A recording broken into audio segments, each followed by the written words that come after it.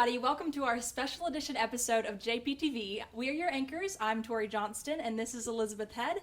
And today we are interviewing Governor Reeves. And today Elizabeth has our first question. What is the biggest thing that you have learned since your inauguration in 2020? Well, thanks, Elizabeth, for having me on today. You know, the biggest thing that I have learned since getting sworn in as governor is when you're governor, it never stops. There is always more work to be done. And that's certainly been exacerbated this year because of COVID. You know, when you think about the last 50 years in Mississippi, you look at the total number of, for instance, natural disasters that we've had in our state.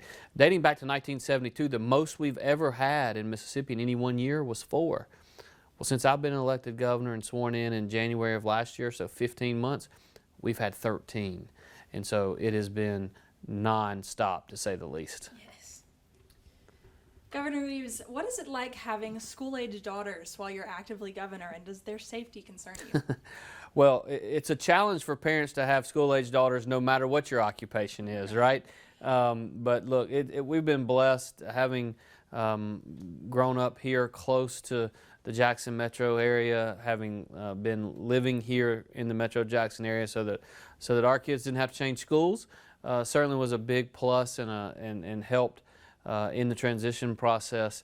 And it also allows me to sneak over to Jackson Prep and watch basketball games and soccer games and award ceremonies as we were at earlier today. And so it's actually been a very good experience. What is the biggest non-COVID related thing you would like to accomplish as governor?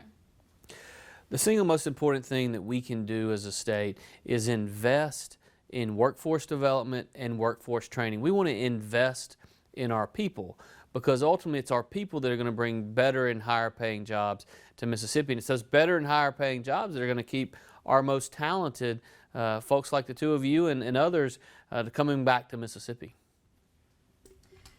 How do you balance family time and leisure time with being on the job, and does it ever get old? Well, the job is certainly challenging.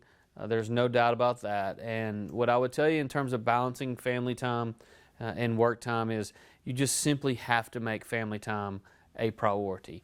And so as my team will tell you that the first thing we schedule every single week and every single month is whatever the kids' activities are, whatever the next basketball game is or whatever the next soccer game is or whatever they are doing, we're going to make it a priority to try to get there. Now, do I make every single event? No. But I do make the vast majority of them, and I spend most of my time that I'm not working at one of those events. What do you think it will take for regular life to be back to normal in your eyes? Well, what I would tell you is that in Mississippi, we're about as close back to normal as you can possibly be. And I know it's been tough being in the classroom and being in school because you had to wear a mask, but we're going to get that done. As soon as this school year is over, that phase of life is going to be behind us. And really the main reason that we still have the mask requirements in K through 12 schools around the state is because so many of the seniors in Mississippi have been through so much. It's been an unconventional year and honestly hadn't been that fair. And so we don't want a senior in high school that has graduation coming up to be quarantined during graduation. And so that's the reason we tried to keep that going for just a couple of more weeks. But in terms of normalcy, I mean, we are almost there. It's just really very few restrictions are still in place, very few requirements are still in place, but we're going to continue to push to make that even less and less. I remember being at home in quarantine and seeing you on Fox News, on national news, and then on local news too. But regarding coronavirus, do you think you have any regrets about how you handled the pandemic or coronavirus, or would you do anything differently? Well, I think in life, we would all look back to certain times and say, well, I probably could have made a slightly different decision there. And I think no matter how old or how young you are, no matter what profession you're in, that's always the fact. And when it comes to coronavirus, there's certainly some decisions that I would probably make a little bit differently. But remember, with coronavirus, there was no roadmap. No one's ever seen this, or at least no one that's alive today. The last time we've had a true global pandemic in the world was in 1918. That was 103 years ago now. And so there was no roadmap to follow. And so as I look back on it, one of the things that I've often said that I think I got wrong was the notion of naming essential businesses. And I did it with the best of intentions. I wanted to keep overzealous mayors and overzealous local officials from making it impossible for people to work. But when you define any one business as essential and necessarily say another one is not essential, you ignore the fact that for those individuals that are making a living because of those businesses, for those individuals that are putting food on their kids' table, every business is essential for that employee. And so I look back at things like that, and again, it was for the best of intentions to protect our economy, but there's some things that we would have done a little bit differently, but by and large, I couldn't be more proud of our team, the team at the State Department of Health, the team at the Mississippi Emergency Management Agency, our Mississippi National Guardsmen and women. It's just been a joint effort to really, really do great things. Well, thank you for guiding our state through this time. Thank you. Tell us about your new dog. Oh, what a topic. We do have a new dog that lives with us at the governor's mansion. And anytime you get a new puppy, you have growing pains, shall we say. And we're certainly experiencing those. But the one thing I can tell you is that the kids love it. And at the end of the day, that's what's most important. I've heard that you were quite the all-star at Millsaps when you played basketball. I think that you could beat me in a game of horse right now if you lost your touch. Well, it's very important to denote that, yes, I can beat you in a game of horse. Now, if you had said one-on-one, I would have been like, no, I'm way too old for that. But if we're just going to stand out and shoot the ball a little bit, I feel pretty confident in my abilities to be very competitive. Okay, well, I might take you up on that offer. When did you first decide to get into politics, and what was a pivotal moment that pushed you to it?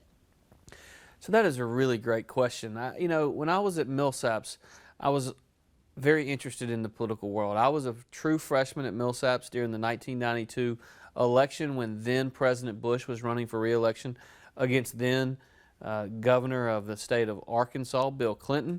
And I volunteered in that campaign. And from that point forward, for years, I spent time volunteering in campaigns. And then but I decided that I would go into the world of economics and finance, managing money for a living for institutions and for individuals, and just had a great time doing it. And then fast forward to early in 2003, and our then state treasurer, Marshall Bennett, who had been in office for 16 years, announced that he wasn't going to run for re-election. And I was fairly young at the time. I was only 28 years old. And I sat down and had been married for a little over a year, and Ely and I talked about it. And this was really, for me, in the treasurer's office, a place where two of my passions intersected. My passion of government and politics and my passion for economics and finance really intersected in the treasurer's office, because we managed about $3.5 billion at that time in our treasurer's office in Mississippi. And so that moment that I would say really pushed me into it is when there was an open seat for a statewide office that I was just very, very interested in. What do you think has been the most rewarding encounter that you've experienced as governor? Well, I got to tell you, when I sit down and talk to small business owners that will come up to me and say, if we had had the type of governor that made decisions to shut down businesses like we saw in some of the other states around the nation, then I would have lost my business. I would have lost everything that I've worked for my entire life. And so it's really powerful to hear good, solid Mississippians who have invested their time and their effort and their sweat and their tears in their small businesses, and they appreciate the fact that we in our state in Mississippi have a conservative governor that wants to let individuals make their own decisions, because I trust the people of Mississippi. I don't try to insult them, I try to trust them. And so it's really rewarding to get that kind of feedback from people across the state. How do you think we're doing at giving out vaccines? So I think we're really good at giving them out. We made the decision in early January to set up these mass vaccination sites all around the nation, all around the state. We had 22 or 23 on any one given day at our peak. That's been reduced significantly since then. And our mass capacity at those sites were probably in the 90 to 100,000 per week range. So in terms of our ability to give them out, I think we've done very well. The challenge we find ourselves at today is we are in a position in which we have more supply of vaccines than we have demand for vaccines. And so we are in a position where we're trying to encourage and incentivize more Mississippians to get it. Obviously, just in the last 24 to 48 hours, Pfizer has been approved so that kids over the age of 12, so those between 12 and 18, are now eligible to get the vaccine. So I think we'll see an additional increase in demand from that.